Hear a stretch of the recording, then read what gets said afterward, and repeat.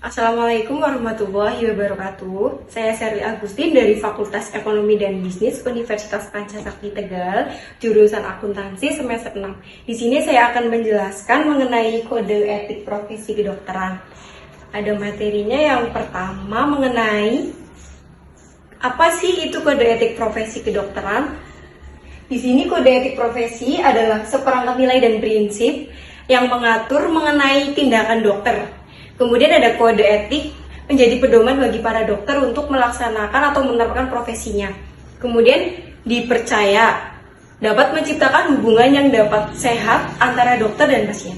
Kemudian ada kode etik juga dapat melindungi hak pasien antara pasien dan dokter. Selanjutnya ada sejarah kode etik profesi kedokteran. Di sini saya mengambil kode etik profesi dari AMA, yaitu American Medical Association pada tahun 1847. Kode etik ini mendapat pengakuan dari MCI atau Medical Council of India. Kemudian Indonesia memiliki kode etik yang profesi kedokterannya diadopsi dari Konsil Kedokteran Indonesia pada tahun 2012. Next, ada aspek yang diatur dalam kode etik profesi kedokteran. Yang pertama, pertanggungjawaban dokter terhadap pasien. Kemudian hubungan dokter dengan pasien dan keluarga pasien, pertanggungjawaban dokter terhadap masyarakat, kemudian ada keterlibatan dokter antara pasien dengan penelitian medis dan eksperimen lainnya. Kemudian etikanya dan integritas dokter, standar profesionalisme dalam praktik kedokteran. Di sini ada kode etik kedokteran Indonesia, ada 3 kewajiban umum, kemudian nanti ada kewajiban terhadap diri sendiri, dan yang terakhir kewajiban terhadap sejawatnya. Yang pertama kewajiban umum, pasal 1, setiap dokter harus menjunjung tinggi, menghayati dan mengamalkan sumpah dokter. Kemudian pasal 2-nya, seorang dokter harus senantiasa melaksanakan profesinya sesuai dengan profesionalitas yang tinggi. Pasal 3, dalam melaksanakan pekerjaan kedokterannya, seorang dokter tidak boleh dipengaruhi oleh sesuatu yang akan mengakibatkan hilangnya kebebasan atau kemandirian profesinya. Selanjutnya pasal 4, setiap dokter harus menghindarkan diri dari perbuatan yang akan bersifat memuji dirinya sendiri. Kemudian pasal 5, setiap perbuatan atau nasihat yang mungkin melemahkan daya, si dokter akan tahan psikis maupun fisik, hanya diberikan untuk kepentingan dan kebaikan pasiennya. Kemudian ada pasal 6, setiap dokter harus senantiasa berhati-hati dalam mengumumkan dan menerapkan setiap penemuan teknik dan pengobatan baru yang belum diuji. Kemudian ada pasal 7, seorang dokter hanya memberi surat keterangan dokter saja kepada pasien yang telah diperiksa sendiri kebenarannya. Kemudian pasal 7A, seorang dokter harus dalam setiap praktek mandirinya memberikan pelayanan medis yang kompeten, atau di sini berarti pelayanan medis yang paling terbaik untuk pasiennya disertai dengan rasa kasih sayang. Kemudian pasal 7B, seorang dokter bersikap jujur dalam berhubungan baik dengan pasien maupun sejawatnya atau teman-temannya. Kemudian ada pasal 7C, seorang dokter harus menghormati hak pasiennya seperti hak sejawatnya, hak tenaga kesehatan lainnya, dan harus menjaga kepercayaan pasiennya. Kemudian ada pasal 7D, setiap dokter senantiasa menjaga atau mengingat kewajibannya untuk melindungi setiap pasiennya. Kemudian pasal 8, untuk melakukan pekerjaannya, seorang dokter harus memperhatikan kepentingan masyarakatnya dan memperhatikan semua aspek, seperti di sini ada promotif, preventif, kuratif, dan rehabilitatif sebagai bentuk pengabdiannya kepada masyarakat yang membutuhkannya. Kemudian ada pasal 9, setiap dokter dalam bekerja sama dengan pejabat di bidang kesehatan atau di bidang lainnya harus saling menghormati. Selanjutnya ada kewajiban terhadap pasien.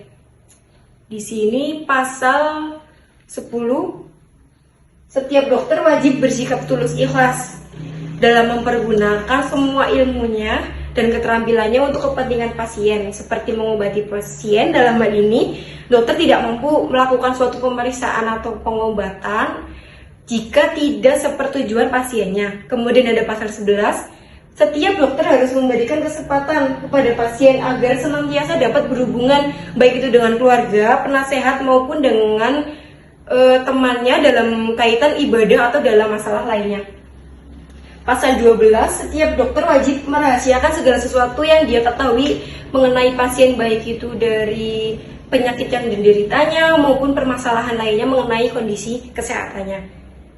Pasal 13, setiap dokter wajib melakukan pertolongan darurat sebagai suatu tugas peri kemanusiaan.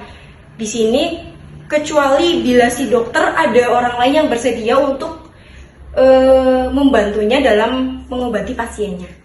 Kemudian, apa sih kewajiban dokter terhadap teman dan dirinya sendiri? Yang pertama, terhadap teman sejawatnya. Setiap dokter memperlakukan teman sejawatnya sebagaimana ia memperlakukan diri sendiri. Kemudian pasal 15, setiap dokter tidak boleh mengambil alih pasien dari teman sejawatnya kecuali dengan persetujuan dari teman sejawatnya tersebut. Itu pun harus berdasarkan prosedur yang berlaku. Kemudian ada kewajiban terhadap dirinya sendiri. Pasal 16, setiap dokter harus memelihara kesehatannya.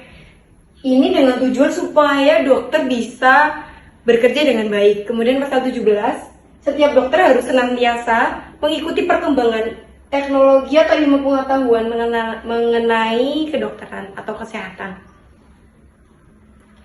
Kemudian, bagaimana kode etik mempengaruhi praktik kedokteran? Ada yang pertama, mendorong untuk bersikap profesional dalam praktiknya. Kemudian meningkatkan kualitas pelayanan medis dan hubungan dokter-pasien. Meningkatkan kepercayaan masyarakat terhadap profesi kedokteran. Memberikan standar etis yang sebagai patokan dalam praktik kedokteran. Mencegah tindakan medis yang dapat merugikan pasiennya. Kemudian ada melindungi hak pasien dan dokter dalam praktik kedokteran. Kemudian pelanggaran kode etik profesi kedokteran. Contohnya, di sini jika seorang dokter melanggar kode etik profesinya akan berakibat yang pertama tentu akan dikenakan sanksi karena berarti dia sudah tidak melaksanakan prosedur yang telah ditetapkan secara etis. Kemudian ada pelanggaran kode etik profesi yang dilakukan secara berulang, maka akan mengakibatkan pencabutan izin praktik dokter tersebut. Kemudian ada pelanggaran kode etik profesi kedokteran juga dapat berakibat, ini jika fatal akan berakibat pada penuntutan hukum dan gugatan penderita atau pasien atau keluarga pasien yang merasa dirugikan. Seberapa pentingnya kode etik profesi kedokteran bagi dokter? Di sini kode etik profesi kedokteran itu menjadi pedoman dalam melakukan praktik kedokteran yang akan bertujuan untuk mencegah dokter melakukan tindakan medis yang tidak etis, kemudian meningkatkan reputasi dan atau kepercayaan kepada masyarakat, kemudian melindungi hak dirinya sendiri dan pasien, dan menjaga integritas dan profesionalisme dokter dalam melakukan praktik kedokterannya. Pembaruan dan perkembangan kode etik profesi kedokteran. Di sini ada seorang ilmuwan yaitu Al-Razi, berasal dari Iran. Beliau seorang penemu ilmu kedokteran yang pertama kali. Di sini ada kode etik kedokteran Indonesia. Ternyata pernah direvisi pada tahun 2017 oleh Konsil Kedokteran Indonesia. Revisinya bertujuan untuk menyesuaikan kedokteran dan perubahan dalam masyarakat dan kemudian mempengaruhi kode etik profesi kedokteran. Nah, dalam kode etik profesi kedokteran ini tentunya akan mengalami pembaruan yang bertujuan untuk urgensi dan kecepatan dalam memberikan pertolongan pada pasien menjadi fokus utama. Sekian presentasi.